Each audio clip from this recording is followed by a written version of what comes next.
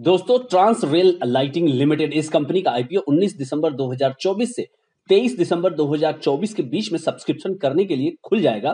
Face value company ने इस share की रखी हुई है, अपने शेयर की रखी हुई है ₹2 प्रति शेयर। प्राइस बैंड की जहां तक बात है तो ₹410 से ₹432 प्रति शेयर की प्राइस बैंड है और एक लॉट में 34 शेयर्स डिसाइड किए गए हैं। दोस्तों, अगर टोटल इश्यू साइज की बात करें तो 838 करोड़ 91 लाख रुपए कंपनी को चाहिए और उसमें से फ्रेश इश्यू है 400 करोड़ रुपए। ये पैसा दोस्तों कंपनी के पास जाएगा और कंपनी इसका क्या करेगी आगे इस वीडियो में देखने की कोशिश करेंगे। और 438 करोड़ 91 लाख रुपए ये पैसा ऑफर फॉर सेल है। ऑफर फॉर सेल यानी कि जो प्रमोटर कंपनी के हैं वो बेच करके अपने शेयर्स निकल रहे हैं और ये पैसा उनकी जेब में जाएगा। दोस्तों, अब दोस्तों जहां तक बात है क्यूआईबी कैटेगरी की, तो ये जो निवेशक की कैटेगरी है उसको 50% तक का, यहाँ रिटेल निवेशक को 35% तक का और एनआईआई एचएनआई की बात करें तो 15% इशू जो है वो रिजर्व रखा गया है। दोस्तों, टाइमलाइन की बात करें तो ये आईपीओ 19 दिसंबर को खुलेगा, 23 दिसंबर को बंद होगा। बेसिस ऑफ अलॉटमेंट 24 दिसंबर को कंपनी फाइनल करेगी और 26 दिसंबर को अगर आपको ये आईपीओ में शेयर्स नहीं मिलेंगे तो पैसा रिफंड होगा और अगर मिल गए तो 26 दिसंबर को ही ये आपके डीमैट अकाउंट में क्रेडिट होंगे और लिस्टिंग होगी ट्रांस रेल की। 27 दिसंबर को एक नई कंपनी शेयर बाजार का हिस्सा बनेगी, ट्रांस रेल लाइटिंग लिमिटेड। किस तरह से आपको अप्लाई करना है? रिटेल निवेशक अगर आप हैं, अगर आप 2 लाख रुपए तक ही लगाना चाहते हैं तो एक लॉट के लिए अगर आप मिनिमम जाएंगे 34 शेयरों के लिए 14,688 रुपए लगाने होंगे और एक एक लॉट करके आप बढ़ेंगे रिटेल के अंदर ही मैक्सिमम आप 13 लॉट तक ही अप्लाई कर पाएंगे। 442 शेयर्स के लिए पहुंचेंगे 1,90,944 रुपए।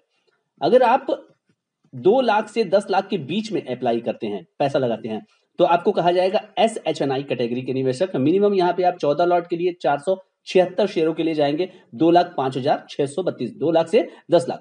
और एसएचएनआई में मैक्सिमम आप एक एक लॉट करके बढ़ेंगे और पहुंचेंगे 68 लॉट तक 2,312 शेयरों के लिए 9,98,784 तक अपने आप को आप यहाँ पे सीमित करना होगा। अगर आपको 10 लाख से ज्यादा लगाना है तो आपको कहा जाएगा बीएचएनआई और मिनिमम यहाँ पे आपको 69 लॉट्स के लिए 2,346 शेयरों के लिए लगाना होगा 10 लाख 13,472 रुपए। अब दोस्तों आइए यहाँ पर ट्रांस रेल लाइटिंग लिमिटेड के बारे में जानकारी प्राप्त कर लेते हैं कि कंपनी का बिजनेस क्या है, पूरी तरह से यहाँ पे समझते हैं। कंपनी इनकॉर्पोरेटेड हुई थी फरवरी 2008 में और ये एक इंजीनियरिंग एंड कंस्ट्रक्शन की कंपनी है जिसका कि ध्यान फोकस कहाँ है, पावर ट्रांसमिशन और डिस्ट्रीब्यूशन और साथ ही साथ manufacturing lattice structure conductors and monopoles. ये हो गया कंपनी का बिजनेस। मुख्य रूप से ये पावर ट्रांसमिशन यानी कि जो आपका बिजली का जो ट्रांसमिशन वाले काम है, जिसमें कि तार दौड़ाने का काम है, डिस्ट्रीब्यूशन का काम है, वो कंपनी करते हुए नजर आती है। इसके अलावा भी कंपनी के और भी काम है, जैसे कि मैं आपको अभी बताता हूं।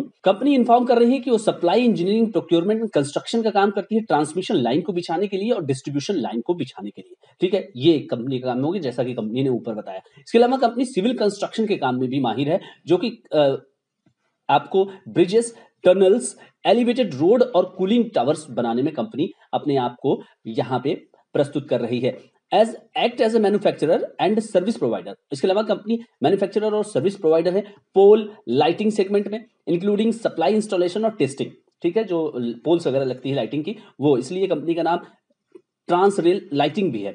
और इसके अलावा कंपनी प्रोवाइड करती है railway service including overhead electrification, जो रेलवे का इलेक्ट्रिफिकेशन होता है, सिग्नलिंग, टेलीकम्युनिकेशन, अर्थवर्क्स और ट्रैक लिंकिंग। ये एक अच्छा खासा जो है कंपनी को एक डाइवर्सिफाई बनाता है। कंपनी की जब से स्थापना हुई दोस्तों, सिंस इट्स इंसेप्शन, कंपनी ने कंप्लीट किए हैं 200 से ज्यादा पावर ट्रांसमिशन और डिस्ट्रीब्यूशन के प्रोजेक्ट और कंपनी का जो प्रेजेंस है वो 58 कंट्रीज में है, जिसमें कि बांग्लादेश भी है। आजकल बांग्लादेश के साथ हमारे संबंध अच्छे नहीं है, तो ये हो या ना हो, ये मतलब आप क्या कहेंगे, कीनिया, तंजानिया, नाइजेरिया, माली, कैमरून, फिनलैंड, पोलैंड, निकारागुआ, ये सब छोटे छोटे जो देश हैं अफ्रीका, तो यहाँ पे कंपनी काम करते हुए नजर आ रही है, जिसमें कि कंपनी ईपीसी और सप्लाई प्रोजेक्ट में काम करती है। जून 30 2024 तक कंपनी ने कंप्लीट किए थे ईपीसी, इंजीनियरिंग, प्रोक्योरमेंट और कंस्ट्रक्शन के 34,654 सीकेएम ट्रांसमिशन लाइन। ये सीकेएम होता है दोस्तों, ये सर्किट किलोमीटर, तो एक मतलब दूरी नापने का एक माध्यम है कि कितना लाइन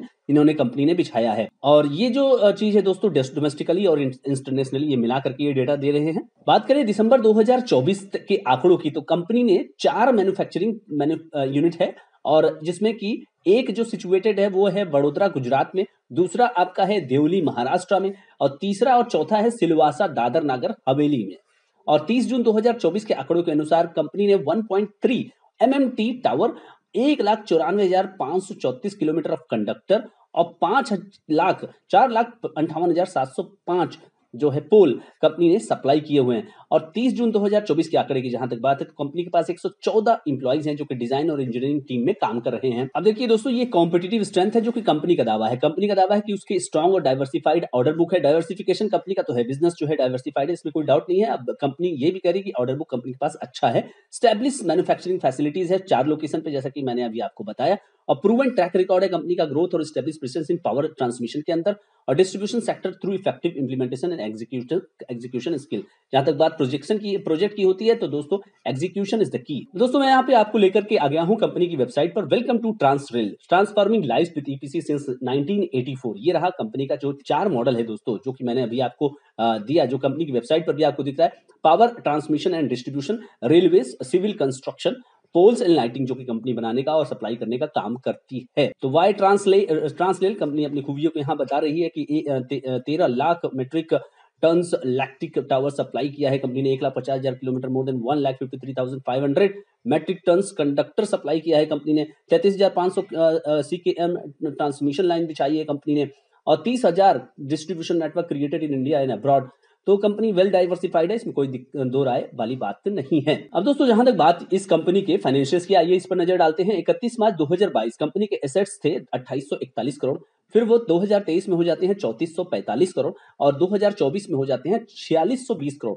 उसके सापेक्ष में टोटल बोरिंग्स पे नजर डाल देते हैं 470 करोड़ के आसपास, देन 604, देन 643। तो कंपनी की बोरिंग्स भी बढ़ रही हैं, स्लाइटली बढ़ रही हैं, धीरे धीरे बढ़ रही हैं। रेवेन्यू की बात करें तो 2357 करोड़, 3172 करोड़, 4130 करोड़। तो रेवेन्यू की बात करेंगे तो ये 32% CAGR से आपको 3 साल में बढ़ता हुआ नजर आया। प्रॉफिट आफ्टर टैक्स की बात करें दोस्तों 64 करोड़, 107 करोड़ और 233 करोड़। यहां पे प्रॉफिट आपको जो है 100% से भी ज्यादा होता हुआ नजर आया। अगर आप इसको CAGR पे बात करेंगे तो 3 साल का जो CAGR निकल करके आएगा वो 90% का आएगा। तो यहाँ पे कंपनी जो है अच्छा खासा पैसा बचा करके आपको परफॉर्मेंस दिखाने की कोशिश कर रही है यहाँ। लेकिन अगर आप देखेंगे तो 3,172 से 4,100 करीब करीब 1,000 करोड़ के आसपास का कंपनी का सेल्स है, लेकिन कंपनी उतना ज्यादा परफॉर्मेंस भी नहीं अच्छा कर सकी है, ये भी आपको दिमाग में रखना पड़ेगा। यानी कि प्रॉफिट आफ्टर टैक्स मार्जिन कम ही है कंपनी का। नेटवर्थ फिलहाल अगर आप बात करें 30 जून 2024 के आंकड़ों के अनुसार तो 1140 करोड़ 65 लाख रुपए का नेटवर्थ है, जो 3 साल पहले अगर आप देखेंगे तो 599 करोड़ रुपए ही था दोस्तों। 599 यानी कि 600 करोड़ रुपए ही था। तो दोस्तों अगर नेट अगर आप देखेंगे तो कंपनी की जो रेवेन्यू है वो अच्छा खासा आपको बढ़ते हुए नजर आ रही है और पैट भी आपका अच्छा खासा नजर आ रही है बढ़ते हुए। लेकिन क्योंकि देखिए इंफ्रास्ट्रक्चर है और यहाँ पे B2B मॉडल होता है तो पैट मार्जिन का आपको बहुत ज्यादा एक्सपेक्टेशन नहीं करनी है। अब आइए देख लेते हैं कि मार्केट कैपिटलाइजेशन क्या होगा। कंपनी अगर हाई प्राइस बैंड पर लिस्ट हुई तो कंपनी एक स्मॉल कैप कंपनी में ही लिस्ट होगी। हाई प्राइस बैंड यहाँ पर 5,799.86 करोड़ पर कंपनी की लिस्टिंग हो सकती है। ROE की बात करें 24, ये भी अच्छा है। ROCE 24। डेट इक्विटी रेशियो भी कंपनी ने कंटेन करके रखा हुआ है। Return on net worth 21.68%। केवल मैटर ऑफ कंसर्न यहाँ पे दोस्तों पैट मार्जिन का ही है। अगर इसको कंपनी इंप्रूव करने में सफल रही 5.65 है केवल %, तो ये थोड़ा मैटर ऑफ कंसर्न है। प्राइस टू बुक 4.7 है, ये भी ठीक ठाक ही है। अब दोस्तों EPS की बात करें, अर्निंग पर शेयर की बात करें तो वो 15 है और पोस्ट IPO में अगर आप PE देखेंगे तो 28 के आसपास होगा। पीयर कंपैरिजन देखने के बाद पता चलेगा कि क्या स्थिति है। तो यहाँ पर अगर आप देखें दोस्तों, यहाँ 28 अगर लिख दिया जाए और कि इसी इंटरनेशनल से कंपनी ने कंपेयर किया है अपने आप को, 13 का EPS है और 91 के PE पर कंपनी काम कर रही है और कंपनी काफी बड़ी है इसके कंपैरिजन में और 8.5% का रिटर्न ऑन नेटवर्थ है। प्राइस टू बुक यहाँ पे 7 है, इनका जो है 4.5 के आसपास कंपनी ने रखा हुआ है। कलपत्रों की बात की जाए तो 31 का EPS है और 36 यहाँ पर कंपनी का PE मार्केट में चल रहा है। 3.69 यहाँ पे प्राइस टू बुक है। अब दोस्तों कंपनी इस पैसे का क्या करेगी, आपको ये जानकारी प्राप्त जरूर कर लेनी चाहिए। कंपनी जो है फाइनेंसिंग वर्किंग कैपिटल रिक्वायरमेंट पे पैसे का प्रयोग करेगी और कैपिटल एक्सपेंडिचर कंपनी को करना है और जनरल कॉर्पोरेट पर्पस के लिए करना है। यानी कि कंपनी के जो डेट हैं वो बरकरार रहेंगे और फिलहाल कंपनी का जो ऑपरेटिंग प्रॉफिट के बाद जो नेट प्रॉफिट का मार्जिन है, बिजनेस इसी तरह चलता रहा तो पैट आपको इसी तरह से 5 से लेकर के 10% के रेंज में ही मुझे कि आता नजर आएगा। अब दोस्तों कंपनी की जो RHP है उसके अनुसार कुछ रिस्क फैक्टर्स बताए गए हैं, आपको मैं उस पर अपडेट देता चलूं। Order book is subject to cancellation, modification and delay. Company ने जैसा कि अपने इंस्ट्रक्ट में कहा है कि उसकी ऑर्डर बुक स्ट्रांग है, तो ठीक है ऑर्डर बुक स्ट्रांग है, लेकिन ऑर्डर बुक का क्या मतलब होता है, जब तक आप प्रोजेक्ट को एग्जीक्यूट नहीं करोगे और उसको एग्जीक्यूट करके डिलीवर नहीं कर दोगे तो उससे सेल्स तो आपको मिलेगी नहीं। तो सेल्स का मतलब है कि प्रोजेक्ट का एग्जीक्यूशन।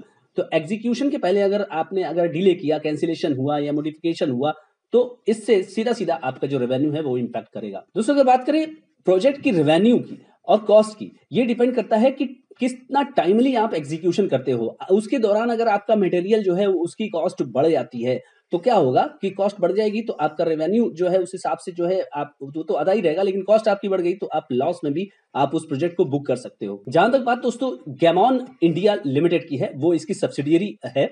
ये कंपनी उसकी सब्सिडियरी है और इस कंपनी में जो भी डेवलपमेंट होगा उससे इस कंपनी का जो है रिस्क जो है वो जुड़ा हुआ है। देखिए पावर जनरेशन या फिर प्रोजेक्ट रिलेटेड ईपीसी मॉडल में जो भी कंपनियां काम करती हैं उनको चलाने के लिए सब्सटेंशियल अच्छा खासा कैपिटल और अच्छा खासा वर्किंग कैपिटल की जरूरत होती है। जैसे कि कंपनी ने भी कहा है कि उसको ये जो पैसा मिलेगा वो वर्किंग कैपिटल रिक्वायरमेंट में प्रयोग करेगी और कुछ कैपिटल एक्सपेंडिचर में प्रयोग करेगी। तो यहाँ ये सारे जो भी इंटरेस्ट कॉस्ट है वो कंपनी चुका पाने में समर्थ होती है या नहीं होती है, तो वो एक रिस्क फैक्टर का काम करता है। एक और कंपनी ने अपडेट दिया है आरएचपी में। दोस्तों कंपनी ने बताया है कि एक सीबीआई का केस इनके अगेंस्ट चल रहा है। गोमती रिवर प्रोजेक्ट लखनऊ में जो चल रहा था, जिसके खिलाफ सीबीआई का केस इनके खिलाफ जो है पेंडिंग है, यानी कि केस दर्ज किया गया है इनके ऊपर, इस कंपनी के ऊपर। इसके अलावा दोस्तों जो प्रोजेक्ट होता है ना, तो प्रोजेक्ट जब भी इनको मिलता है तो इनको बैंक गारंटी जमा करनी पड़ती है, और जो बैंक गारंटी जमा करनी होती है प्रोजेक्ट में डिले हुआ तो बैंक गारंटी जो है वो जो कंपनी ने प्रोजेक्ट दिया हुआ है, जो भी ऑर्गेनाइजेशन है जिन्होंने प्रोजेक्ट दिया हुआ है, तो वो बैंक गारंटी को जब्त करने का उन्हें अधिकार होता है। अब एक इंपॉर्टेंट यहाँ पे अपडेट आप देखिए, 29% जो इनकी रेवेन्यू है वो 3 देशों से आती है, बांग्लादेश, माली और नाइजर। और बांग्लादेश का हाल तो आप लोग देख ही रहे हैं कि बांग्लादेश किस तरह से भारत के साथ जो है शत्रुतापूर्ण रवैया अपनाए हुआ है। तो इस तरह से ये एक रिस्क फैक्टर बड़ा जो है इनकी रेवेन्यू किस तरह से वहां से इंपैक्ट होगी और पैट मार्जिन और पैट पर किस तरह से प्रभाव पड़ेगा, ये देखने वाली बात आने वाले समय में होगी। और जैसा कि मैंने बताया कि डिले इन प्रोजेक्ट, अगर प्रोजेक्ट को इन्होंने डिले किया और कंपनी जो कि इनको प्रोजेक्ट दे रही है, कोई भी ऑर्गेनाइजेशन प्रोजेक्ट दे रही है, तो पेनल्टी का क्लॉज भी होता है, पेनल्टी भी इनको ऊपर इम्पोज की जा सकती है। जहां तक दोस्तों जीएमपी की ट्रेंड की बात है तो 16 दिसंबर आज है, 432 रुपए का हाई प्राइस बैंड है, 110 रुपए की जीएमपी फिलहाल चल रही है, और परसेंटेज में अगर इसको व्यक्त किया जाए तो ये आता है 26% के आसपास। तो दोस्तों ये कंपनी ईपीसी का काम करते हुए नजर आती है, यानी कि इंजीनियरिंग प्रोक्योरमेंट एंड कंस्ट्रक्शन, और कंपनी जो है इंफ्रास्ट्रक्चर सेक्टर में काम करती है। ये बात आपको समझ के चलनी होगी। इंफ्रास्ट्रक्चर सेक्टर में कंपनी जो है वो पावर सेक्टर के अंदर काम कर रही है, इसके अलावा रोड रेलवे सेक्टर के अंदर भी काम कर रही है, और इसके अलावा जो है लाइटिंग के जो इक्विपमेंट्स होते हैं उसको भी सप्लाई करने का कंपनी काम कर रही है। तो इस तरह के बिजनेस मॉडल की सस्टेनेबिलिटी पे कोई भी डाउट नहीं है। इंडिया जो है वो गति शक्ति स्कीम चला ही रहा है, भारत सरकार गति शक्ति इस चला रही है, जिसके माध्यम से इंफ्रास्ट्रक्चर पे काफी ज्यादा फोकस किया गया है, और इसमें बहुत सारी कंपनियां, छोटी बड़ी कंपनियां जो है वो बेनिफिट पा रही हैं, इसमें कोई दो राय है ही नहीं। तो यहाँ पर जो बिजनेस मॉडल है, बिजनेस की सस्टेनेबिलिटी है, उस पर कोई क्वेश्चन मार्क नहीं लगाया जा सकता। दूसरी तरफ दोस्तों अगर बात करें कंपनी स्पेसिफिक यहाँ पर कि कंपनी का परफॉर्मेंस कैसा है, तो कंपनी का जो फाइनेंशियल परफॉर्मेंस है वो हाल के वर्षों में काफी अच्छा रहा है। 3 साल का हमारे पास डेटा है, 3 साल के डेटा के अनुसार कंपनी की जो रेवेन्यू आप देख सकते हैं कि कंपनी की रेवेन्यू जबरदस्त है, और उसके अलावा पैट भी आपको बढ़ता हुआ नजर आ रहा है। यहाँ केवल मार्जिन के फ्रंट पे कंपनी में यहाँ समस्या आपको नजर आ रही है, और जो भी पैसा जो यहाँ पर कंपनी के पास जाएगा तो वो पैसा कंपनी अपने कैपिटल एक्सपेंडिचर के साथ साथ वर्किंग कैपिटल रिक्वायरमेंट में खर्च करेगी। तो ये एक काफी अच्छा साइन यहाँ पर है कि कंपनी ये पैसा इन्वेस्ट करेगी, अपने बिजनेस के ही अंदर इन्वेस्ट करेगी। ऑफर फॉर सेल भी है, वो भी आपको ध्यान में रखना पड़ेगा। कुछ पैसा ऑफर फॉर सेल 50% से भी ऊपर के आसपास ऑफर फॉर सेल भी है। इसके अलावा दोस्तों अच्छा खासा रिस्क फैक्टर भी मैंने आपको इस वीडियो में बताया, और काफी जो है रिस्क फैक्टर यहाँ पे आपको कवर करते हुए ही देख करके इस तरह के आईपीओ के बारे में, इस तरह की कंपनी के बारे में सोचना चाहिए। अब सवाल ये उठता है कि करना क्या चाहिए। आपके पास 2 ऑप्शन हमेशा होते हैं। पहला तो लिस्टिंग गेन का होता है, तो अभी फिलहाल मुझे ऐसा लगता है कि 27% खुलते ही यहाँ पर आपको जीएमपी का ट्रेंड दिखता हुआ नजर आ रहा है।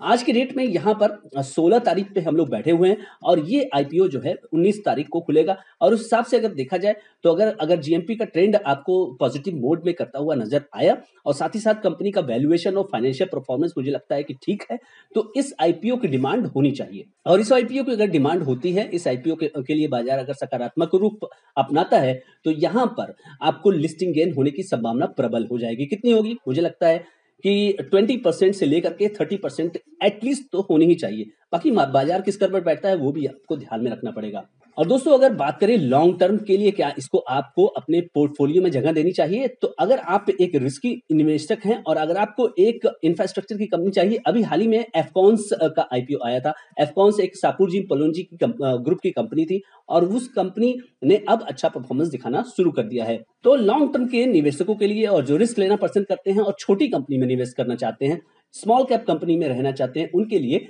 उन जैसे निवेशकों के लिए ये स्मॉल कैप कंपनी एक अच्छी रिस्क प्रोफाइल मेंटेन करने वाली कंपनी साबित हो सकती है। तो दोस्तों इस वीडियो में इतना ही। अगर आप चैनल पर नए हैं तो सब्सक्राइब बिल्कुल करें, लाइक करें, शेयर करें। Thank you so much.